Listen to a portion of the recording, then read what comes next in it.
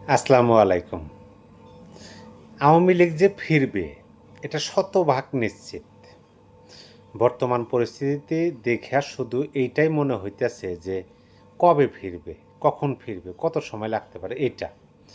কিন্তু ৫ই আগস্টের পরে যেটা মনে হইতো বা যেভাবে সোশ্যাল মিডিয়াতে হাইপ উঠছিল, সোশ্যাল মিডিয়া বলতে বাংলাদেশের সকল জায়গায় হাইপ উঠছিল যে আওয়ামী লীগ ফিরতে পারবে না, আর ফিরলেও দেরি আছে ২০, ৫০, ১০০ বছর, বা এমনওভাবে ফিরবে যেমন অন্যান্য রাজনৈতিক দলের সাথে তুলনা করা হয়েছে। বিশ্বের যে রাজনৈতিক দলগুলা নিচ্ছিন্ন হয়ে গেছে, কোনো রকম দিক দিক দিক দিক করে চলতেছে, এরকম রাজনৈতিক দলগুলোর সাথে তুলনা করছে।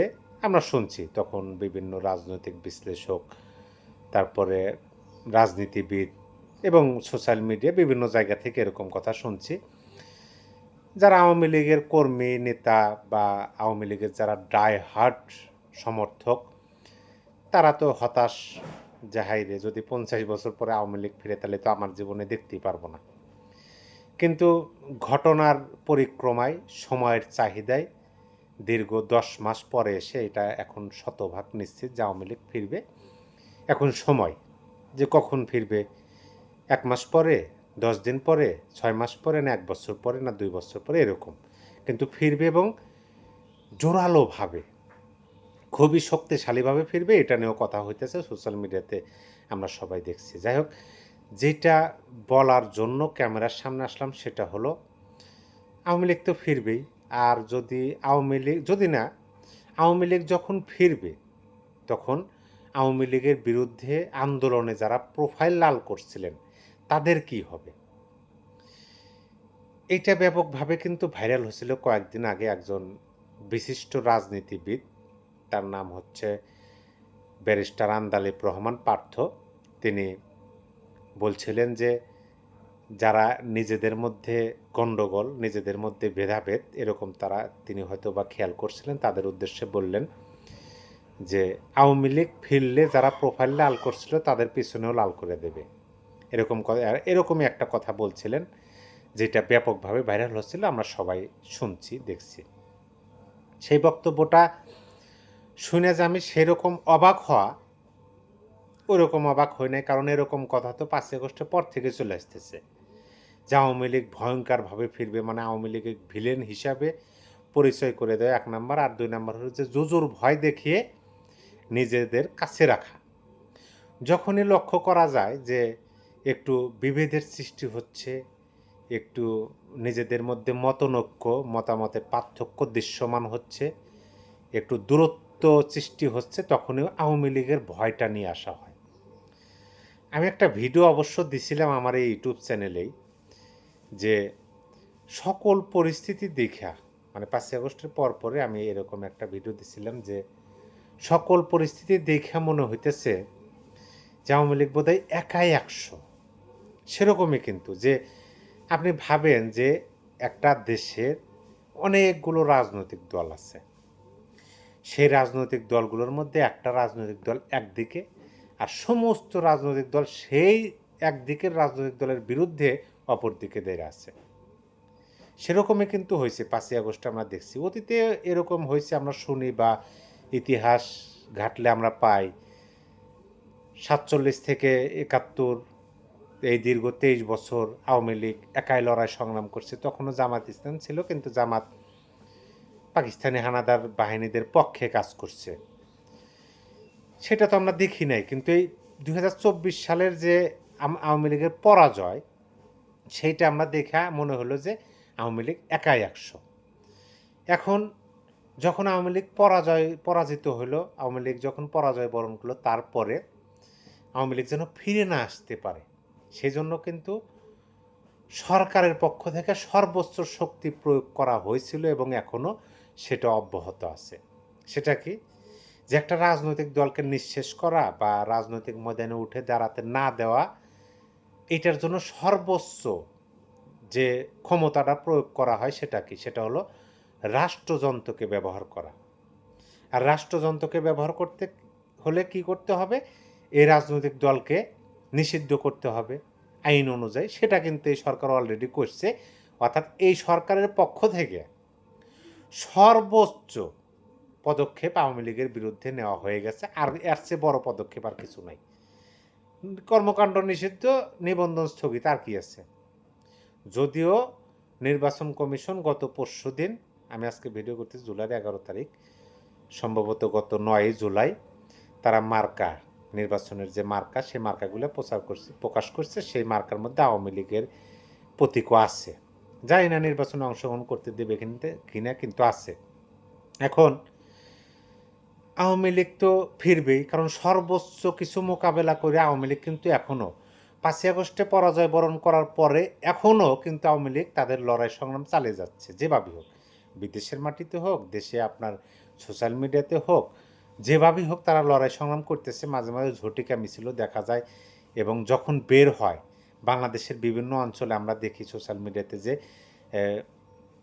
আন্দোলনে বা সেই মিছিলের লোক সংখ্যাটা অনেক বৃদ্ধি পেতেছে, এবং একই সাথে বাংলাদেশের বিভিন্ন জায়গায় মানে একই দিনে তারা এই কর্মসূচিগুলো করে আবার নাই হয়ে যায়। এটাও তাদের একটা কৌশল, সেই মাফিকই তারা কাজ করতেছে, এবং আওয়ামী লীগ যে ফিরবে সেটা নিশ্চিত।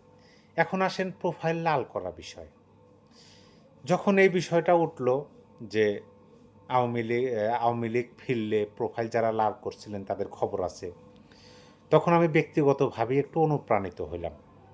আমি একটু খুঁজে বের করার চেষ্টা করলাম যে এটা তো আওয়ামী বিরোধীদের বক্তব্য, যারা আওয়ামী লীগ যেন না হাসতে পারে এরকম যারা চায়, তাদের বক্তব্য হচ্ছে এটা তো এমনও হতে পারে যে জুজুর ভয় দেখিয়ে, মানে আওয়ামী লীগের ভয় দেখিয়ে সবাইকে একত্রিত নিজের পক্ষে রাখার মতো একটা বক্তব্য, এরকমও হতে পারে। এই সন্দেহ পোষণ থেকেই আমি অনুপ্রাণিত হইলাম, একটু অনুসন্ধান করলাম, বিশ্লেষণ করলাম। আওয়ামী লীগের ভেরিফাইড ফেসবুক পেজে তারা যে নিয়মিত বিবৃতি দেন, আওয়ামী লীগের ইউটিউব চ্যানেলে আওয়ামী সভানেত্রী শেখ হাসিনার বক্তব্য তারা প্রচার করেন, আওয়ামী লীগের অনেক নেতা বিভিন্ন ইউটিউব চ্যানেলে, যেহেতু তাদের কর্মকাণ্ড নিষিদ্ধ, তারা মূলধারার গণমাধ্যম বা তাদেরকে নিয়ে, তাদের বক্তব্য নিয়ে পত্রিকাও হইতেছে না, বিভিন্ন ইউটিউব চ্যানেলে তারা সাক্ষাৎকার দিতেছেন, বক্তব্য দিতেছেন। অনেকে নিজে ইউটিউব চ্যানেল খুলে নিয়ে প্রতিনিয়ত মানে নিয়মিতভাবে কথা বলতেছেন। বিশেষ করে এই যে প্রোফাইল লাল করা বিষয়ে আমি একটু মানে তাদের বক্তব্য শুনলাম, তাদের বিবৃতি পড়লাম, দেখলাম।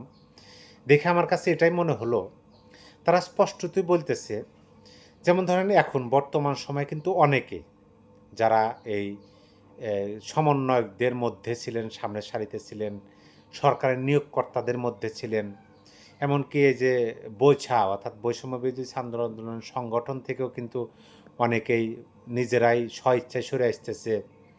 অনেকেই প্রকাশ্যে বলতেছে যে আমরা বর্তমান পরিস্থিতি দেখে মনে হইতেছে যে বোধহয় আন্দোলনে ভুলই করছিলাম, এরকমভাবে স্বীকার করা অনেকে কিন্তু শুরু করছে, এবং প্রকাশ্যে সোশ্যাল মিডিয়াতে করতেছে, সেটা আবার ভাইরালও হইতেছে।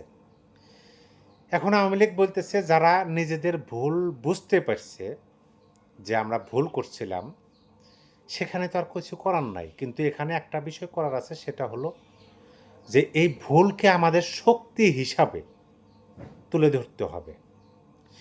আমাদের এই যে ব্যর্থতা মানে আমরা যখন অন্য কেউ আমাদের ভুল বোঝাইলো এবং সেই ভুলটা আমি সত্য হিসাবে ধরে নিয়ে আমি ভুল পথে পরিচালিত হলাম, এই যে নিজের মধ্যে অনুতপ্ত বা নিজে বুঝতে পারা যে আমি ভুল বুঝছিলাম, এইটাকে শক্তি হিসাবে ব্যবহার করতে হবে এবং এটা সংশোধন করতে হবে যে আমার ভুলের কারণে কী জন্য বিভিন্ন মানুষ ভুল স্বীকার করতেছে যে আমরা আন্দোলনে গিয়ে হয়তো ভুল করছিলাম। সে তো অবশ্যই কোনো না কোনো কারণ খুঁজে পাইছে। যে ছাত্ররা, শিক্ষার্থীরা এই নতুন ছাত্র সংগঠন বা এই সরকারের নিয়োগকর্তাদের দল থেকে বের হয়ে আসতেছে, সে বলতেছে যে না, এই দল আর মানে এই সংগঠন সেই সংগঠন নাই, যে আশা আকাঙ্ক্ষা ছিল সে আশা আকাঙ্ক্ষার বহিঃপ্রকাশেরা ঘটাইতে পারে নাই, ভিতরে ঝাঁঝরা করে দিচ্ছে সব চাটুকারের দল, এরকম বলছে কিন্তু মামা ফাতেমে বলছে। তো এই যে তারা ভুল বুঝতে পারতেছে, এইটা অবশ্যই এই ভুলটা সংশোধনের শক্তি হিসাবে কাজ করতে হবে, এবং এইটাকে সামনে রেখে আমাদের ভবিষ্যতে যেন ভুল না হয়, দেশকে, দেশের স্বাধীনতাকে এবং দেশের মানুষকে আমাদেরই রক্ষা করতে হবে। এরকম বক্তব্যই আওয়ামী লীগ দিচ্ছে, আমার কাছে যেটা মনে হলো তাদের বক্তব্য বিবৃতি পইড়া শুনে দেখা আমার ছোট্ট বিদ্যা বুদ্ধিতে এরকম মনে হলো যে যারা ভুল বুঝতে পারতেছে তাদের পক্ষে আওয়ামী লীগ, যারা ভুল বোঝে না এখনো মনে করতেছে না ঠিকই আছে তাদের অবস্থান তারা থাকুক, কিন্তু যারা ভুল বুঝে এখন বলতেছে যে না প্রোফাইল লাল করা ভুল ছিল বা আন্দোলনে গিয়ে ভুল ছিল, তাদের পক্ষে থেকে আওয়ামী লীগ কাজ করার জন্য আগ্রহ প্রকাশ করতেছে। এটা অবাক করা বিষয় আমার কাছে মনে হয়েছে। তাই পরিশেষে এটাই যে শুধুমাত্র আন্দোলনে গেছেন আওয়ামী লীগের বিপক্ষে তাই দেখে যে আওয়ামী লীগ তো আসবে এটা শিওর, এখন আওয়ামী লীগ আসলে যে আপনাকেও লাল করে দেবে এইটা হচ্ছে একটা হাইপ তোলা, মানে জোজোর ভয় দেখানো, সেরকমই মনে হয়েছে। আপনারা আপনাদের মূল্যবান মতামত অবশ্যই কমেন্ট বক্সে জানিয়ে দিতে পারেন। সবাই ভালো থাকবেন। আল্লাহ হাফেজ।